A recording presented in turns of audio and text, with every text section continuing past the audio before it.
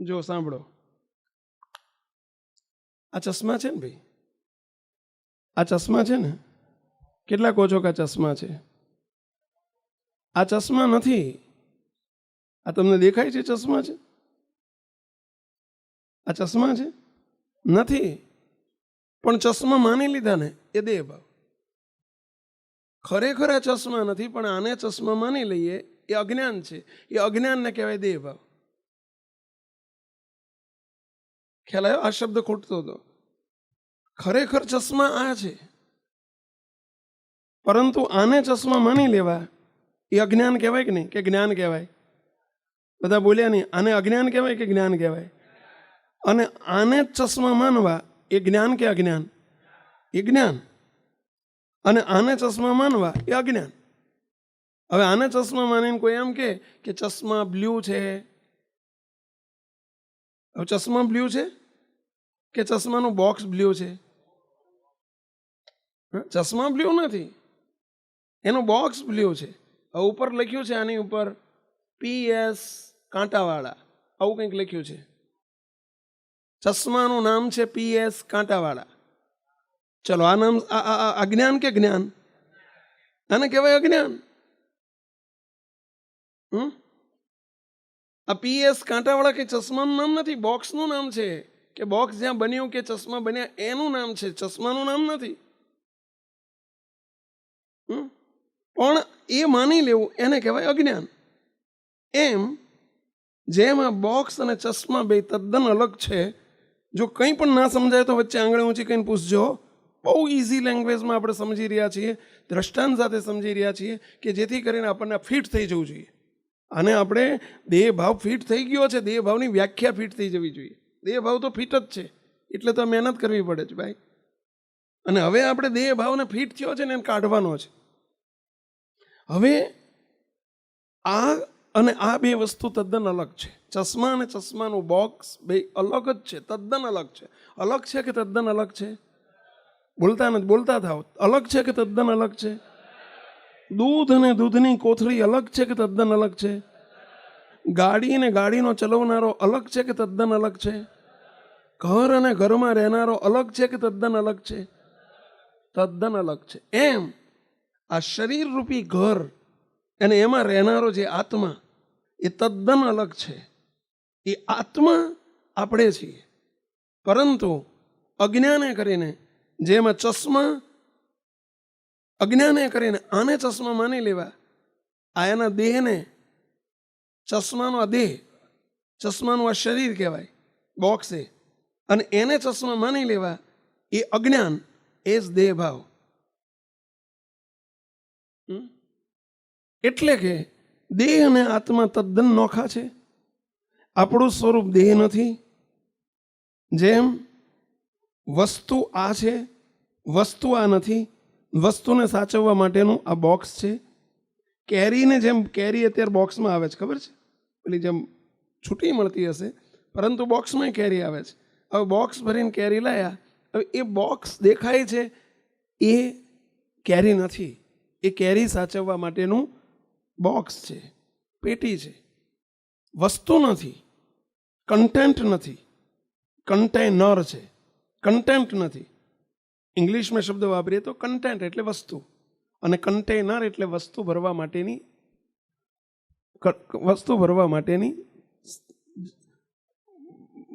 માટેનું સાધન. ચલો, આ માળા છે ને પહેલા, આ માળા છે ને?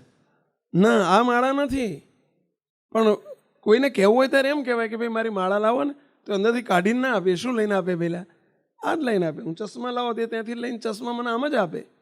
પરંતુ જેમ આ ચશ્મા અને બોક્સ અલગ છે, માળા આ નથી. આ માળાની ઉપર જે દેખાય છે માળાનું શરીર છે, એટલે કે માળા સાચવવા માટેનું કન્ટેનર છે. કન્ટેન્ટ વસ્તુ નથી, વસ્તુ આ છે, આ માળા છે. બંને વસ્તુ તદ્દન જુદી છે. પરંતુ આને માળા માની લઈએ એ અજ્ઞાન છે. એ માળા નથી, માળાની ગૌમુખી છે. અને એમ કહીએ કે માળા લાલ છે, તમે કહો કે મારી માળા પીળી છે. કોઈની ગૌમુખી લીલી હોય કે મારી માળા લીલી છે. હવે ગૌમુખી તૂટી ગઈ હોય ને એમ કહો કે મારી માળા તૂટી ગઈ છે, તો અજ્ઞાન કહેવાય કે જ્ઞાન કહેવાય પહેલા? હા, અજ્ઞાન બોલો છો, જ્ઞાન બોલો છો? બસ એવું જે અજ્ઞાન એ જ દેહ ભાવ. જો આખી આપણી શું કરવાનું છે હવે આપણે દેહથી જુદો પડવું પડે. દેહથી જુદા પડ્યા પછી જ્ઞાને કરીને સમજણે કરીને પછી શું સમજવાનું કે દેહથી જુદો હું આત્મા છું એટલું નહીં, મને અનાદિમુક્ત કરીને મૂર્તિમાં રાખ્યો છે, પુરુષોત્તમ રૂપ છું. હવે થોડીક આ વાતને જરા સમજજો. થોડાક વહેલા છીએ સમજવા માટે, પરંતુ અત્યારે મોડા છીએ એટલે અત્યારે સમજીએ છીએ. જો આ દેખાય છે બધાને થોડું? આ જો અત્યારે આપણી સ્થિતિ આવી છે, દેહ સ્વતઃ આપણે દેહ સ્વતઃ ધ્યાન કરીએ છીએ, ભજન કરીએ છીએ, પરંતુ સ્થિતિ કેવી છે કે દેહમાં જે આત્મા જો અહીંયા દેખાય છે વચ્ચે, હા, એ આત્મા દેહનો મહારાજે કીધું હૃદય આકાશના વિશે આત્મા રહેલો છે એટલે આપણે અહીં દેખાડ્યો છે.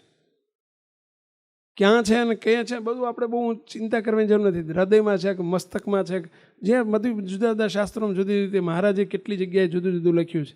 આખા શરીરમાં વ્યાપી રહ્યો છે, જ્યાં છે ત્યાં, પરંતુ જુદો છે, આપણે એટલું સમજો. હા, પરંતુ અત્યારે આપણી આ સ્થિતિ છે. હવે શું કરવું પડે તો સમજણે કરીને જ્ઞાને કરીને એક સ્ટેપ આગળ જઈએ. અને આમાંથી સેકન્ડ સ્ટેપ કયું તો દેહથી જુદો પાડવાનું સેકન્ડ સ્ટેપ. કે દેહથી હવે આ દેહને ભૂલી જાઓ અને દેહથી જુદો હું કોણ છું? હું આત્મા છું. જો આ ભાવમાં, એટલે અક્ષર ના દેખાવા જોઈએ. જો આ ભાવમાં આવો, હું દેહથી જુદો આત્મા છું. બસ હવે આત્માનું જો અહીં વેદાંતિઓ અહીં અટકી જાય છે. વેદાંતિ એટલે પરોક્ષના લોકો છે ને, એ આત્માને જ પછી હું જ આત્મા છું, બસ આત્માને પછી આવરી આવો બિંદુનું ધ્યાન કર્યા કરે. પરંતુ એનાથી દેહથી છૂટા પડાય, દેહ ભૂલાય. હું બાબુલાલ છું એ ભૂલી જવાય, એટલો ફાયદો થાય. એનાથી વિષયમાંથી નિવૃત્તિ થાય. આપણને જે હું ને મારું છે ને ટળે. આવું માનવાથી, આટલું જ માનવાથી આપણને જ્યાં સુધી દેહ ભાવ છે ત્યાં સુધી વિષયમાં પ્રીતિ થાય. કારણ કે વિષય પંચ વિષય એ પણ પંચભૂતમાંથી બનેલા છે, શરીર પણ પંચભૂતમાંથી બનેલું છે. એટલે સજાતીને એ જ થાય છે. વિષયમાં પ્રીતિ થાય છે એનું કારણ દેહાધ્યાસ છે, દેહ ભાવ છે. એનાથી છૂટો હું આત્મા છું એવું મનાઈ જાય ને, એટલે અપમાન થયું તો કોનું થયું? દેહનું થયું, બાબુલાલનું થયું. કોઈ ગાળી દે તો બાબુલાલને દીધી, મને ક્યાં દીધી છે? હું તો જુદો જ છું. દીકરો જન્મ્યો તો બાબુલાલના ઘેર જન્મ્યો છે, એમાં મારે શાના પેંડા વેચવાના હોય? હું તો જુદો જ છું. બાબુલાલ પેંડા વેચે, મને શાનો હરખ? કોઈ ધામમાં જાય તો એ બાબુલાલના પિતા ધામમાં ગયા છે, એમાં મારે શું? હું તો તદ્દન જુદો જ છું. આવું વર્તે એટલે હું ને મારું, અહમ અને મમત્વ, હર્ષ ને શોક, માન અપમાન, એ આટલું જુદું સમજે ને, આટલું જ, તોય તે એને એટલો ફાયદો થઈ જાય. આ દેહથી જુદો આત્મા સમજે, પરંતુ મૂર્તિનું સુખ ના આવે, ભગવાન ના સમજાય, એનો છેલ્લો જન્મ ના થાય. આપણા માટે આત્મા અને પરમાત્મા જુદા છે. આત્મા પરમાત્મા નથી. આત્મા નિરાકાર છે, પરમાત્મા સદા સાકાર દિવ્ય મૂર્તિ છે. અને એ પરમાત્મા કોણ છે? પહેલા સર્વોપરી સ્વામિનારાયણ ભગવાન. એ આપણું ડેસ્ટિનેશન છે, એ આપણું લક્ષ્ય છે, એ આપણું નિશાન છે. એની આપણને ઉપાસના છે. અને એ ઉપાસનામાં એમની સાથે જોડાવા માટે દેહથી જુદા પહેલાં પડવું પડે. આત્મા પણ આનાથી દેહ મહારાજમાં ના જોડાવાય. કેમ ના જોડાવાય? એ સદા સાકાર છે અને પેલો નિરાકાર છે. Very good. બસ એવું, આ આત્મા નિરાકાર છે અને મહારાજ સાકાર છે, એટલે ના જોડાવાય. તમને એક દ્રષ્ટાંત આપું છું કાયમ માટે. ચલો તમારા ઘેર મહેમાન આવ્યા, એમને ઉતાવળ છે જવાની, કંઈક સ્વાગત તો કરવું જોઈએ. આપણે ચા કોફી તો કરતા નથી, દૂધ ઘરમાં છે નહીં, તો કહ્યું કે ભાઈ શરબત બનાવી નાખો ચલો. હવે તમે ઘરવાળાને કહો ભાઈ એમને ઉતાવળ છે, જાઓ તમે લીંબુ લઈ આવો છો બજારમાંથી દોડતા. બાજુમાં લારીવાળો ઉભા રહે ઘર બહાર, એ લીંબુ લેવા દોડ્યા. ત્યાં સુધી ઘરવાળા શું કરે? પેલું ખાંડનું પાણી ઓગાળ રાખે. ફટાફટ પતાવવાનું છે, શરબત બનાવવાનો છે, એટલે ખાંડનું પાણી ઓગાળ રાખે. પાણીમાં ખાંડ સુગર નાખીને ઓગાળ રાખે. પછી પેલા આવે કે લીંબુ લઈને, એટલે શું કરે? લીંબુ અંદર મૂકી દે એટલે શરબત થઈ જાય. પાણી જે ઓગાળેલું પાણી છે, ખાંડ ઓગાળેલું, એમાં પેલું લીંબુ મૂકી દે તો શરબત થઈ જાય ને પહેલાં. કેમ ના થાય? હા, કેમ શરબત ના થાય?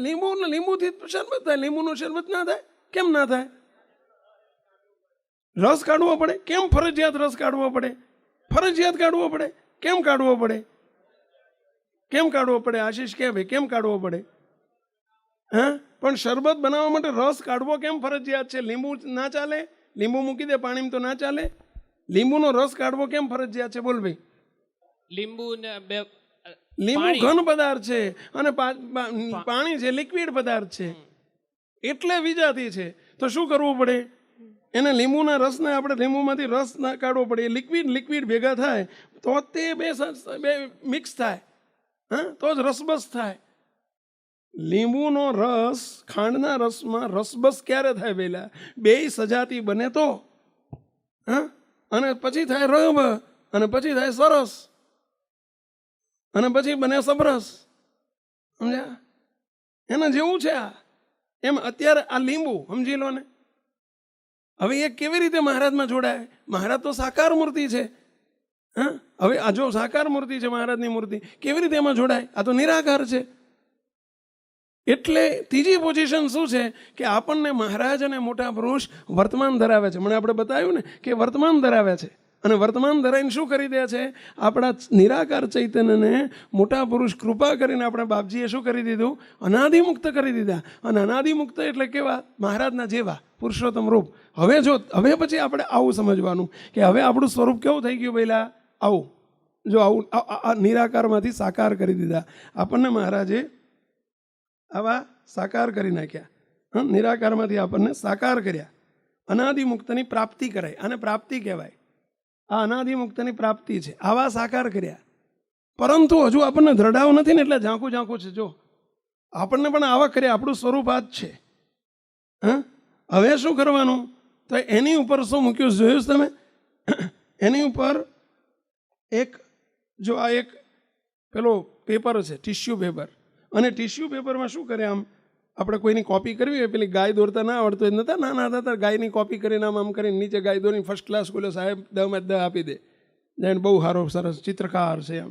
પણ આપણને એ ખબર હોય કે આપણે કોપી કરીને લાવ્યા છે. સમજ્યા? એટલે આ જે બટર પેપર છે, આ બટર પેપર એ આપણી લટક છે. આ લટકે આપણે શું કરવાનું કે આ મૂર્તિને નીચે જે મૂર્તિ છે, આ નીચે મૂર્તિ છે, આ એને કોપી કરીએ છીએ. એટલે કે આપણે મહારાજે મને મુક્ત કરીને મૂર્તિમાં રાખ્યો છે, અને મહારાજ છે, મહારાજ જ છે. હવે દેહને સંભાળવાનો, હવે આત્માએ નહીં સંભાળવાનો. મૂર્તિ જ છે, મહારાજ જ છે. આ સ્વરૂપ મારું આ દેહ નથી. એટલે કે દેખાય છે અરીસામાં એ હું નથી, આત્મા હું નથી, હું મહારાજનું સ્વરૂપ, એ જ મારું સ્વરૂપ છે. એમ આ બટર પેપરથી જેમ પેલું કોપી કરે ને, એમ કોપી થતી જાય. અને જેમ કોપી થતી જાય પછી, અને જેમ પછી કોપી પછી નીકળી જાય, અને સીધું જ એક સમય એવો આવે કે એક જ રહે. પછી કોપી નીકળી જાય, પછી આમ જ રહે. શું રહે? પહેલા મૂર્તિ. બસ આ જ આપણું એક સ્વરૂપ થઈ ગયું, મૂર્તિ. જય સ્વામિનારાયણ. આ ધ્યાને કરીને આ બટર પેપરથી ધ્યાન રૂપી લટક રૂપી ધ્યાન રૂપી આ બટર પેપર છે. અને એનાથી ચિતરવાનું. શું ચિતરવાનું? મહારાજની મૂર્તિની કોપી કરવાની. બેઠા બેઠા આપણે ધ્યાનમાં શું કરવાનું? તો મહારાજની કોપી કરવાની. હું મૂર્તિ છું, મૂર્તિ રૂપ છું, અનાદિમુક્ત છું. અનાદિમુક્તનું રૂપ કયું? તો મૂર્તિ. બસ આ કોપી કરતા જવાનું. અને એ ધીમે ધીમે પછી આ ઉઠાઈ લેવાનું, અને નવી કોપી તૈયાર થઈ જાય. અને એ અનાદિમુક્ત મૂર્તિમાં, મહારાજની મૂર્તિમાં લય પામી જાય. એટલે એક જ સ્વરૂપ રહે છે. એટલે અનાદિમુક્ત સેવક ભાવે રહે છે, સુખ ભોગતા પણ રહે છે, પરંતુ દેખાવ એનો એક જ રહ્યો, મહારાજ જ છે. શું રહ્યું પછી? મહારાજ જ છે. બસ. અને એના કહેવાય સ્થિતિ. આ મહારાજ જ છે થઈ જાય નક્કી નક્કોર. સમજ્યા? એને કહેવાય અનાદિમુક્તની સ્થિતિ. અને પછી એવું સુખ આવવા માંડે. હા. કેરીનો ર એની આગળ કશું નહીં. સમજ્યા?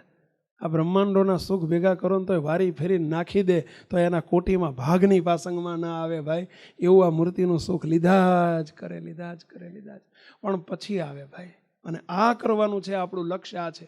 હવે આ વચ્ચે બધા સ્ટેપ આપણે પાસ કરવાના છે. બોલો, તમે જેટલા જલ્દી કરો એટલું તમારા હાથમાં છે. અહીંથી ઠેઠ અહીં સુધી પહોંચવાનું છે. આ જીવ અને આ શિવ અનાદિમુક્ત અને મહારાજ જ છે. આ શિવ અને આ મહારાજ જ છે. આ આપણી યાત્રા છે. હવે આપણે સૌ ગુરુજીની દિવ્ય વાણીનું એકાગ્રતાથી શ્રવણ કરીશું, અને સભા દરમિયાન અગત્યના મુદ્દા આપણી નોટબુકમાં નોંધશું.